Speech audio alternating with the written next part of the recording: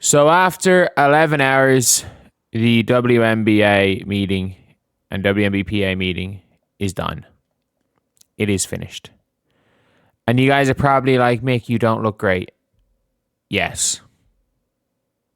I assume Annie probably doesn't look great at the minute. I assume Alexa Philippou. I assume the players don't look great at the minute. Because this took 11 hours. It is 7:18 in the morning. It is 3:18 Eastern time. And it's ended 25 minutes ago. And if you guys appreciate, the staying up till 7 a.m., please subscribe. We are trying to just gain our subscribe. We're trying to get back to 57.2k. We've been losing subscribers for months. So, anyway, we got to talk about this right here. So, if you're looking at this from Annie, I see in here, hour 6 drops, including insomnia cookies, courtesy, or coffee, courtesy of an anonymous source. Going to hour 7, clear eyes, full hearts, can't lose. Hour 8, feeling great, both sides still meeting. And this is realistically what has happened, what it's come down to. So, the players obviously went out a side entrance making no comment in the media as they exited. As they shouldn't. People are like, oh, this means there's going to be a lockout. No. The players should not be making a comment. And people are like, did the players look pissed? Well, they probably did. It's 3 a.m. It's 3 a.m. They're probably not going to look happy. But at the end of the day, it is a situation where the players are never going to look happy in this scenario.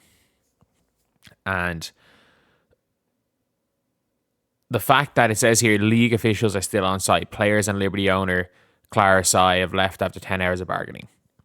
So obviously the owners are talking. My guess is that nothing was ever going to be signed today, by the way. Nothing was ever going to be signed. Because the last thing that will be done is there will be a proposal put to the players and the players will vote on it. So basically, they spent however many hours discussing it and it left on the position that if it ended in any, there's no way it ended in any way other than this, that the players basically they basically came to some form of an agreement or there or thereabouts agreement, or even if they didn't come to some sort of an agreement, that there were some flat out no's from either side saying we're not doing this, and they left in a position where the league has to give one final proposal to the players and the players to vote on it. And it was never going to not end in that scenario. So people are talking about this, and I saw it with Alexa's tweet. People are like, oh, this means there's going to be a strike. Not really. This does not really mean it's going to be a strike. So if you're looking at Alexa's tweet, staff meeting still ongoing after players are left. It looks like fine tuning. We got a deal. I don't think we've got a deal, but we've got a situation where it's about to be voted on.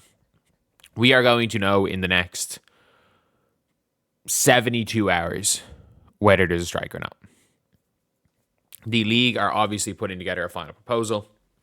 And by the way, the league are putting together a final proposal, but it's 3 a.m. They're not going to sign off on a proposal at 3 a.m. So the league are going to put together their final proposal. They're going to sleep on it. They're going to work on it a bit tomorrow. And the expectation is that there's going to be a proposal, the league put the players, and it's going to be a take it or leave it. I have no idea what that's going to entail. None whatsoever.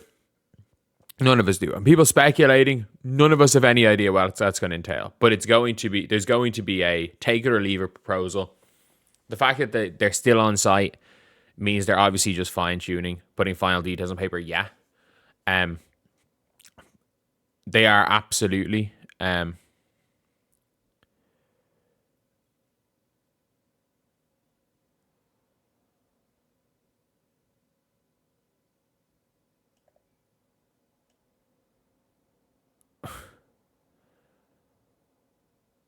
I was about to say, somebody's live streaming where the CBA negotiations are.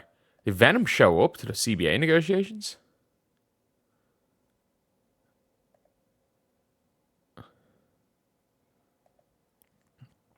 Oh, wow. Venom showed up to CBA negotiations. Fair enough. Fair enough. There's obviously no deal. There's obviously no deal, but like no one was in the meeting. No one's in the meeting. Negotiations appear to have broken up for the night. Yeah. The players client comment. Yeah. Why would they comment? Like, why would the players come out and say, oh, you know, we're waiting on the league to give us a proposal, then we're going to vote on it? What's there to be benefited there? Like, this is now, we're now in the last 48 hours of this. One way or another, we're in the last 48 hours of this. And that's good. It's good for everyone involved. It's good for the players involved. It's good for everyone. Because the longer this drags out, the worse it is for everybody. Because worst case scenario, the WNBA is gone. The players need to go on to Indeed.com. A lot of these players, and I don't mean all the players, but there is a group of 50 players need to go on to Indeed.com. If there's no WNBA season, unless you're a top 7 draft pick, you need to either find a way to get back to college, try see if you've got any more eligibility, maybe try work as a grad assistant for a year or two. If you want to stay in basketball, or start updating your LinkedIn profile. Like that's what you're kind of looking at if you're one of these, if you're a lower tier player, because if there's no point in getting too bogged down on a league that's not going to be there. But look, they're putting final touches on something. They're putting their final touches on something. Whether or not it's going to be acceptable by the players or not, I don't know. Whether or not the players are holding out for what we believe is too much, I don't know. Whether or not what's going on means there's not going to be a WNBA. Because at the end of the day, look, if there's not going to be a 2026 season, they're not going to magic up money. They're not going to magic up money for 2027. There's not going to be a 2027 season. There's not going to be a league. If there's not a 2026 season, there's not going to be a league. It's as simple as that. They're not going to magic up the money. Like, striking isn't necessarily striking for these players isn't a position where they suddenly get leverage if they strike. Striking puts them in a position where striking is an admission that it's an impossible agreement based on the revenue structure of the league. Because let's be completely real, if the WNBA owned 100% of their league, the 30% gross revenue would be nothing. Like, if they owned 100% of the league, 30% gross revenue would have already been accepted. Like, it's as simple as that. So, like, I'm not too pushed when it comes to that, to be honest. But yeah, that is the main thing. I'm gonna watch Venom's stream a bit. I was on and off sleeping. I'm not gonna lie. Like, I just woke up. Throughout this, like, I literally had my alarm set. I had alarm set every hour from 3 a.m. So not every hour, Jesus, every 20 minutes. I had 3 alarms set every hour, so I didn't sleep for more than 20 minutes consecutively. So I'm a zombie. I'm gonna go right back to sleep. But yeah, it is a interesting situation. But yeah, I'm gonna go wake up in a couple of hours, and we will then see what is going on. We'll then see what's going on. I'm ready for Caitlin Clark's first Team USA game. But like, we'll know from the way players are talking tomorrow. We will know more tomorrow about how this is going on.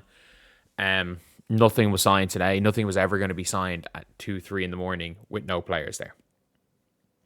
At the end of the day, for the players to strike, there's going to be a final proposal put to the players. They're going to have the opportunity to vote on it. And my guess is, if it's above 50%, they'll take the deal. If it's below 50%, they'll strike. That's probably what it's going to come down to. And I don't know what way the players are leaning. I really don't. I really have no idea what way the players are leaning, to be real. So anyway, yeah, that's the video. See you guys.